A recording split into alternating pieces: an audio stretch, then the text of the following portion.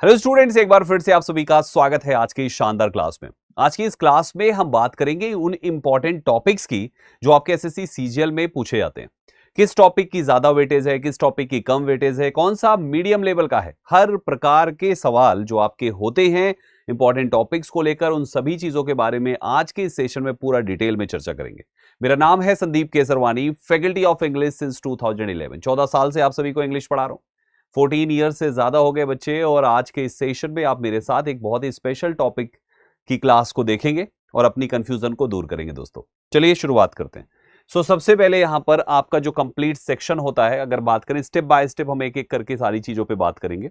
तो आपके complete topics में जो आपके एसएससी इंपॉर्टेंट टॉपिक जो आपके इंग्लिश में एसएससी सीजीएल टायर 1 और टायर 2 के लिए होते हैं, उसमें सबसे पहले नंबर पे आपका आता है वोकैबुलरी सेक्शन। वोकैबुलरी सेक्शन एक ऐसा पार्ट है प्यारे बच्चों जो आपके एग्जाम की बैकबोन है। बिना वोकैबुलरी अच्छी किए हुए कोई सीजीएल को क्रैक करने का सपना भी देख रहा है ना, पाप लगेगा उसको। क्योंकि भैया वोकैबुलरी तो आती ही आती है, और एक दो प्रश्न नहीं आते हैं, 1/3 पेपर आपकी वोकैबुलरी पर सेट होता है। तो अगर देखें तो ये एक स्कोरिंग एरिया होता है जो कि टीयर 2 में खास तौर पे सबसे ज्यादा इसके क्वेश्चंस पूछे जाते हैं। अगर सब टॉपिक्स यहाँ पे देखें जो आपके एग्जाम में पूछे जाएंगे इस वाले सेक्शन में, उसमें है आपके सिनोनिम्स, सिमिलर मीनिंग बताना है, एंटोनिम्स, अपोजिट मीनिंग बताना है, वन वर्ड सब्स्टिट्यूशन, एक वर्ड में बताना है पूरी फ्रेज को, इडियम्स एंड फ्रेजेस हो गया, स्पेलिंग एरर्स आपकी जो miss spelled and correctly spelled में आते हैं। एक नया सेक्शन यहाँ पे जुड़ रहा है, that is word uses. Word usage क्या होता है बच्चे? अभी आजकल एक नया पैटर्न चल रहा है जिसमें एक वर्ड दिया जाएगा और 4 ऑप्शंस में उस वर्ड का इस्तेमाल किया जाएगा, जिसमें से 3 ऑप्शंस में वो ग्रामेटिकली रॉन्ग इस्तेमाल होता है। तो आपको बताना है कौन सा ऐसा ऑप्शन है जिसमें उस पर्टिकुलर वर्ड का ग्रामेटिकली करेक्ट यूज किया गया है। राइट। सो ओवरऑल अगर देखें तो आपको उस वर्ड की मीनिंग और उसका पार्ट्स ऑफ स्पीच पता होगा, तभी आप उसका प्रॉपर इंप्लीमेंटेशन कर पाएंगे। तो ये ग्रामर और वोकैबुलरी दोनों का कॉम्बो है बच्चे, ये दोनों का कॉम्बिनेशन है, एक साथ ही है। फिर वर्ड पेयर जो क्लोजेस्ट मीनिंग में आते हैं ये पूछा जाता है, और ये आपके पैसेज से पूछा जाता है। ये मेंस का पार्ट है बच्चे, जिसमें क्योंकि जो प्रीलिम्स होता है टीयर 1 होता है उसमें क्लोजटेस्ट पूछता है, और मेंस में कॉम्प्रिहेंशन। राइट। सो मेंस में आपके पैसेज से कोई ना कोई वोकैब पूछ लेता है कि बताइए इसका क्लोजेस्ट मीनिंग क्या होगा। अब वो गूगल में करेंगे तो कुछ और निकलेगा, लेकिन पैसेज के अकॉर्डिंग कुछ और निकल रहा है, तो आपको पैसेज के अकॉर्डिंग ही आंसर करना होता है ऑप्शंस को देखकर। ठीक है, तो एक ये पहला सेक्शन आपका हो गया वोकैबुलरी का। दोस्तों अगर वेटेज की बात करें तो लगभग 8 से 9 प्रश्न आपके टीयर 1 में आएंगे और टीयर 2 में 14 से 16 प्रश्न आएंगे। राइट। मैं एसएससी सीजीएल की बात कर रहा हूं जिसके टीयर 1 में 25 क्वेश्चंस होते हैं, 25 में से 8 क्वेश्चन लगभग आपकी वोकैब पर होंगे, और मेंस में 45 क्वेश्चंस होते हैं जिसमें लगभग 14 से 16 क्वेश्चन, 14 to 16 क्वेश्चंस आपकी वोकैबुलरी बेस्ड होंगे उन्हीं टॉपिक्स पे जो अभी आपने यहां पे देखा है। स्ट्रेटजी क्या होनी चाहिए? Learn from previous year SSC vocabulary, जो आपके पीवाईक्यूज हैं, भर भर के पूछता है माय डियर स्टूडेंट्स। पीवाईक्यूज भर भर के पूछेगा एसएससी एग्जाम में, तो आप पीवाईक्यूज को जरूर पढ़ें, वो ऑफन रिपीटेड होते हैं। मेंटेन करिए अपनी पर्सनल नोटबुक जो रूट वर्ड से, प्रीफिक्सेस से, सफिक्सेस से बनी हुई हो, इससे आपकी वोकैबुलरी बहुत तेजी से बिल्ड हो जाती है। और तीसरा है रिवाइज करते रहिए फ्रीक्वेंटली। बहुत बार बच्चे क्या करते हैं, बस एक बार पढ़ लिए, उन्हें लगा अब आ जाएगा, एग्जाम 6 महीने बाद है, आज पढ़ लिए आ जाएगा। ऐसे नहीं होता है भाई, एग्जाम से पहले वाले दिन तक भी पढ़ना पड़ता है, रिवीजन करना पड़ता है। नई चीजें करने से ज्यादा बेहतर है जो कर लिया उसका रिवीजन भी करते रहें और नई चीजें भी लाते रहें। नई चीजें सीखने में 40% ज्यादा एफर्ट मत लगाइए, 30% आप एफर्ट लगाइए रिवीजन में और 30% एफर्ट लगाइए प्रैक्टिस में, और 40% नई चीजों को सीखिए, तब जाके एग्जाम से पहले आप खुद को प्रिपेयर कर पाएंगे। राइट। LRP फॉर्मूला सक्सेस का सबसे बड़ा मूल मंत्र है। LRP, L यानी लर्न, 40% एफर्ट दीजिए, R मीन्स रिवीजन, 30% एफर्ट दीजिए, P मीन्स प्रैक्टिस में 30% एफर्ट दीजिए। ये 3 चीजें कर लीजिए, 100% सिलेक्शन लेके जाइए। फिर आता है दूसरा सेक्शन बच्चे, ग्रामर का सेक्शन। ये बैकबोन है आपके इंग्लिश पेपर की। मोस्ट एरर स्पॉटिंग जो सेंटेंसेस होते हैं वो आपके इन टॉपिक से बनते हैं, यानी ज्यादातर जो आपके क्वेश्चंस एरर के पूछे जाते हैं बच्चों वो इन टॉपिक से होंगे, जैसे कि टेंस पर आपके बेस्ड क्वेश्चंस होंगे, सब्जेक्ट वर्ब एग्रीमेंट बेस्ड आपके क्वेश्चन ज्यादातर होंगे, प्रोनाउन से होंगे, आर्टिकल से होंगे, प्रेपोजिशन से होंगे, कंजंक्शन से होंगे, active voice, passive wise, direct indirect speech, कुछ मॉडिफायर्स एंड पैरेललिज्म वगैरह भी पूछ लेता है। दोस्तों मॉडिफायर्स एंड पैरेललिज्म ये कुछ नयापन है जो आपके एग्जाम में ऐड हो रहा है, हम इस पर अलग से आपके लिए क्लासेस करवा देंगे प्रोडक्ट्स क्वेश्चंस की। फिर आपके comparison of degree end of objectives का एक नया पैटर्न जुड़ रहा है, हालांकि ये आपके सिलेबस का ही हिस्सा है क्योंकि एडजेक्टिव है, लेकिन कंपैरिजन बहुत कम जगहों पे पूछा है, ऐसा नहीं कि ना के बराबर पूछा है, लेकिन बहुत ही कम बच्चे, ठीक है। सो अभी ये थोड़ा उभर के सामने आ रहा है, कंपैरिजन, इंटरचेंज, ये सारी चीजें, तो हम इस पर भी आपके लिए क्लासेस प्रोवाइड करेंगे, हमारे साथ हमेशा आप जुड़े रहिएगा। अगर मैं वोकैबुलरी के ग्रामर के वेटेज की बात करूं, 8 से 9 क्वेश्चंस यहां पे होंगे, 14 से 16 क्वेश्चंस आपके मेंस में होंगे। मतलब ओवरऑल देखें तो आपके जो वोकैबुलरी का वेटेज है, सेम वेटेज पे आपके ग्रामर के क्वेश्चंस होते हैं। ग्रामर के क्वेश्चंस केवल एरर डिटेक्शन के नहीं, मैं ये नहीं कह रहा कि 8 से 9 क्वेश्चन एरर ही पूछ लेगा। ग्रामर का मतलब हो गया कि एरर होगा, सेंटेंस इंप्रूवमेंट होगा, एक्टिव वाइज पैसिव वाइज होगा, डायरेक्ट इनडायरेक्ट होगा। ग्रामर जो आपके क्लोज टेस्ट में भी अप्लाई हो जाएंगे, उन पे भी बात की जा रही है। तो ओवरऑल मिला के आपके ये जो दिए हुए नंबर ऑफ क्वेश्चंस का रहेगा। क्या स्ट्रेटजी होनी चाहिए? एरर स्पॉटिंग के रूल्स की प्रैक्टिस करिए, पहले टॉपिक वाइज करिए, फिर मिसलेनियस में जाइए। इतनी प्रैक्टिस कर लीजिए भाई कि हर क्वेश्चन आपको लगे कि देखा देखा सा है, इतनी प्रैक्टिस कर डालिए। वर्क ऑन सेंटेंस इंप्रूवमेंट, जो एरर का ही एक पार्ट है, थोड़ा इजी लेवल हो जाता है sentence improvement. Focus on tricky grammar rules, जैसे कि कुछ आपके ट्रिकी जो रूल्स होते हैं, ट्रिकी मतलब कोई भी टॉपिक ग्रामर का पढ़िए, अब नाउन पढ़िए, उसके अपने ट्रिकी रूल्स होते हैं, कंजंक्शन अपने ट्रिकी रूल्स है, प्रेपोजिशन उसके अपने ट्रिकी रूल्स हैं। हर एक टॉपिक के अपने ट्रिकी रूल्स होते हैं, हर एक ट्रिकी रूल्स पर फोकस करें और उसको भी तैयार करें।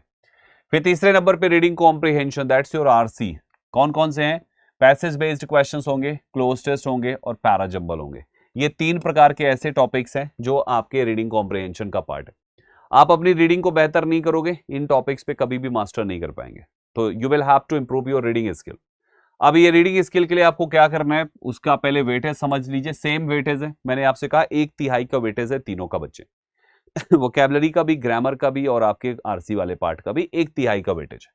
क्या स्ट्रेटजी होनी चाहिए बच्चे? टीयर 1 के लिए पैसेज आर फैक्चुअल, जो आसान लेवल के होते हैं, लेकिन टीयर 2 जो होगा बच्चे, वो आपके कीवर्ड्स है ना, स्पीड रीडिंग वाले होने चाहिए, होते हैं, जिसके लिए आप सभी की अंडरस्टैंडिंग काफी बेहतर होनी चाहिए।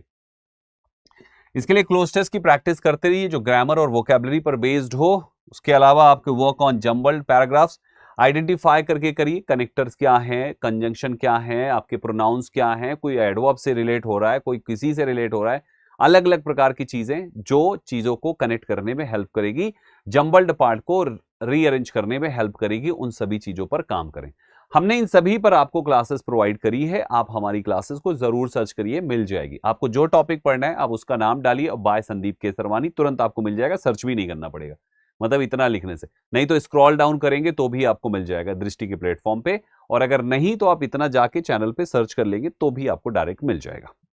इसके अलावा बच्चे error spotting and sentence improvement जो ग्रामर का ही हिस्सा है, ये मोस्ट कंसिस्टेंट टॉपिक है जो एसएससी में हमेशा ही पूछा जाता है। मतलब मान के चलो 100 पेपर में से 95 पेपर में ये रहना ही रहना है बच्चे, राइट।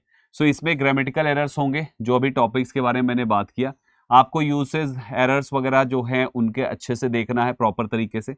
रिडंडेंसी को थोड़ा सा फोकस करना है। रिडंडेंसी एक प्रकार से सुपरफ्लुअस, जानते हैं आप, कहां पे जहां पर किसी चीज की जरूरत नहीं है वहां पे फिर भी उस वर्ड का यूज होगा, इसे कहा जाता है रिडंडेंसी।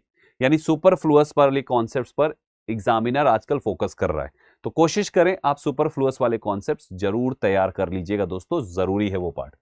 सेंटेंस रीअरेंजमेंट जो कि पैराजंबल का पार्ट है, 4 से 6 स्क्रैम्बल्ड सेंटेंसेस, जनरली 4 होते हैं, लेकिन आपने देखा होगा 6 क्या 8 भी पूछ रहे हैं भाई साहब, लेकिन वो थोड़े छोटे छोटे हो जाते हैं। ऑप्शन वही दिए जाएंगे 4, बट सेंटेंसेस भर भर के दे देगा।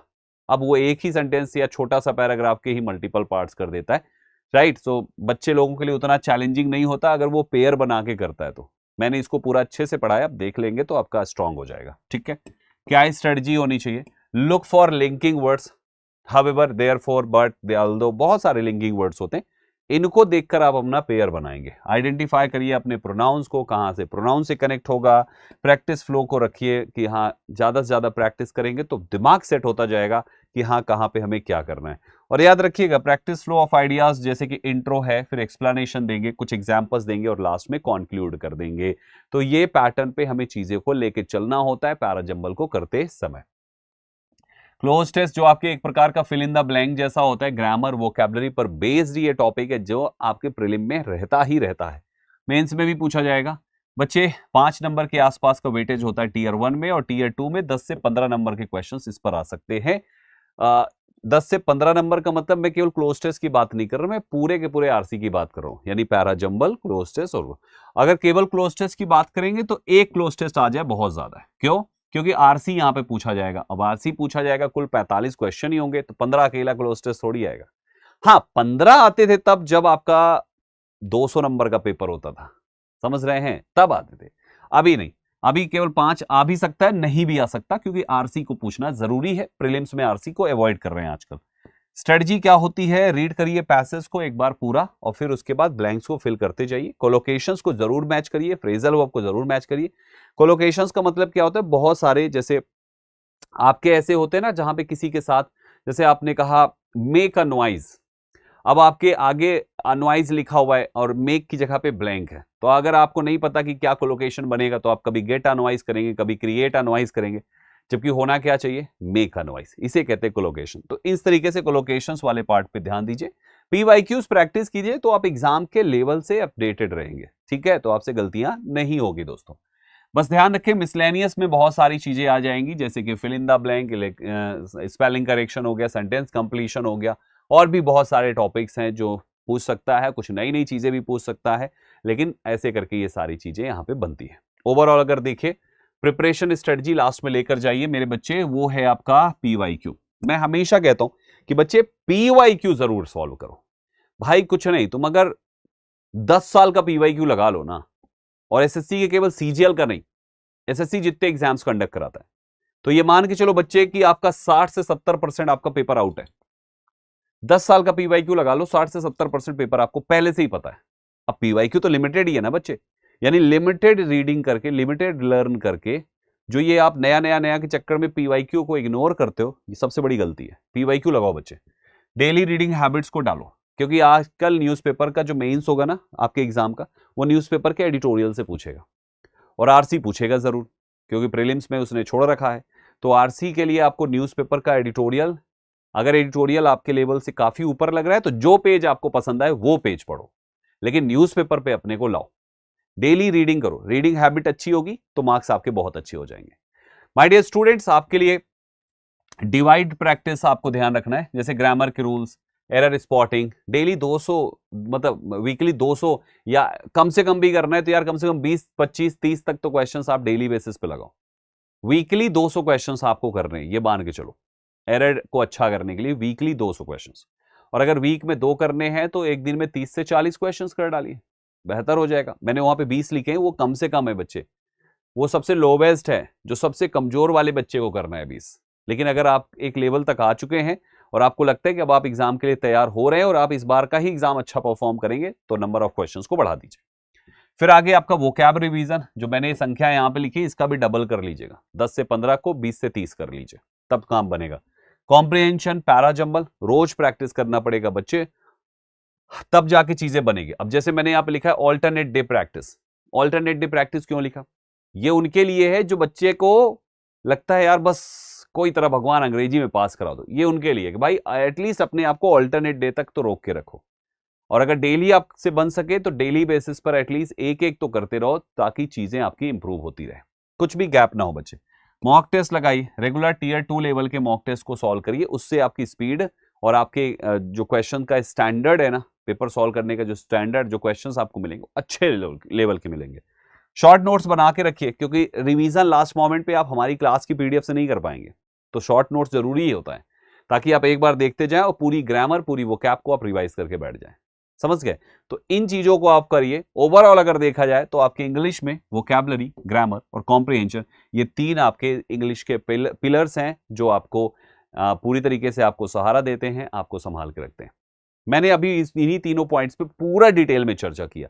बच्चे इनको अच्छे से तैयार कर लेना, जो बातें मैंने यहां पे बताई है उसको एज इट इज फॉलो कर लेना। ट्रस्ट मी, इंग्लिश में मार्क्स आपके कम नहीं आएंगे। अगर आप इस साल के लिए प्लान कर रहे हैं तो इस स्ट्रेटजी को फॉलो करिए और एग्जाम से पहले अपने आप को तैयार कर लीजिए। आपको लगता है नहीं इस साल का सीजीएल नहीं, मुझे अगले साल का सीजीएल देना है, 2026 का सीजीएल देना है, और मुझे इंग्लिश पढ़नी है बिल्कुल शुरू से। प्यारे साथियों, पहले तो आप चैनल को सब्सक्राइब कर लीजिए। मेरी क्लासेस आपको दृष्टि एसएससी के प्लेटफॉर्म पे मिलेगी। मेरी हर रोज एक लाइव क्लास होती है 11:30 बजे। मेरी क्लास किस तरीके से होती है, मैं पढ़ाता कैसा हूं, आप कोई भी एक क्लास आके देख लीजिए। और फिर उसके बाद एक कंप्लीट सीजीएल फाउंडेशन बैच है जो अगले साल के स्टूडेंट्स के लिए है। कंप्लीट बैच लेंगे सारे सब्जेक्ट्स का मिलाकर तो इस फीस पर है, और इंडिविजुअल इंग्लिश लेंगे तो मात्र 499 रुपीज में है। सारे लेक्चर, सारी क्लासेस, आपको मजा आ जाएगा पढ़ के, और सीजीएल के फुल मार्क्स की मैं श्योरिटी कर देता हूं आपको कि आपको यहां पे होगा। मेरा एश्योरेंस याद रखिएगा कि आपके इस बैच से पढ़ने के बाद आपके एग्जाम में कोई भी ऐसा क्वेश्चन नहीं लगेगा कि यार कुछ नया सा लग रहा है, नहीं, सारे आप उड़ा के जाओगे। ऐसा चीजें यहां पर कराई जा रही है। जरूर आइएगा, इनरोल कर लीजिएगा, ठीक है। चलिए साथियों, अभी के लिए इतना काफी है। मिलते हैं आप सभी से फिर अगली क्लास में। आपके कोई डाउट्स हो या कोई चीज, कोई सवाल हो जो मैंने यहाँ पे बताए हैं आज की इस वीडियो में, आप इस वीडियो में कमेंट करके पूछ भी सकते हैं। कोई भी कंफ्यूजन होगी, हम आपकी हर सवाल का जवाब, हमारी टीम आपके हर सवाल का जवाब आपको जरूर देगी दोस्तों। या अगर इस बैच के रिगार्डिंग कुछ सवाल होंगे तो एक नंबर दिया हुआ था नीचे, आप उस नंबर पे, उस टोल फ्री नंबर पे कॉल कर लीजिएगा, आपको आपके सवाल का जवाब मिल जाएगा, ठीक है। चलिए फिर साथियों, अच्छे से तैयारी करिए। एसएससी सीजीएल के एग्जाम की डेट भी आ चुकी है 2025 की, और अब लापरवाही बिल्कुल भी आप कर नहीं सकते हैं, ठीक है। अब लापरवाही कर नहीं सकते हैं, अब आपको लगना ही पड़ेगा और अच्छे तरीके से लगना पड़ेगा। कहीं भी जरूरत पड़ती है, आपके सर संदीप केसरवानी सर, हमेशा याद रखिएगा, नाम मेरा संदीप केसरवानी, आपके लिए हमेशा खड़े हैं दोस्तों। जो भी चीज की जरूरत होगी आप बस मुझे बताइए, आपके सिलेक्शन के लिए हम उस चीज की क्लासेस, उन टॉपिक्स पे सब कुछ यूट्यूब पे प्रोवाइड करेंगे आपको, ठीक है। मिलते हैं अगली क्लास में। Thank you very much, all the best, जय हिंद साथियों।